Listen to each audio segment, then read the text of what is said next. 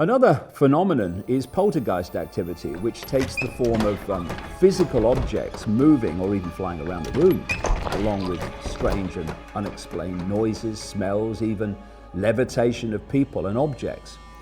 How this is possible is explained by a simple fact. There is no physical.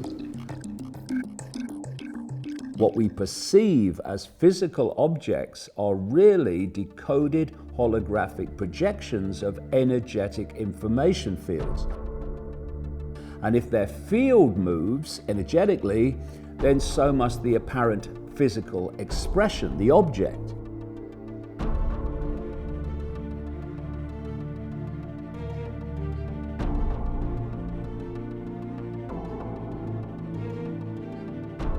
In this way, other non-physical energy can influence the non-physical energy of objects, and in the human decoded world of holographic reality, it appears that solid physical objects, including people, sometimes, are being moved, levitated, or even thrown around the room.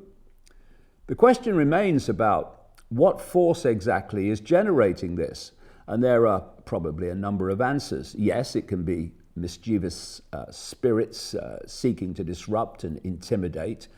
But there are too many occasions when an adolescent teenager, often girls, are involved for this to be dismissed as coincidence.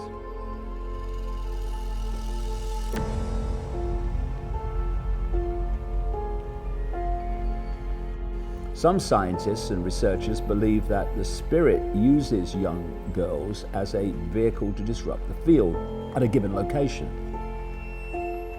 when others say that the girls' or teenagers' state of emotion is what's behind it. And the extreme changes taking place at puberty can cause them to generate a powerful but chaotic field of energy that has the effect we call a poltergeist.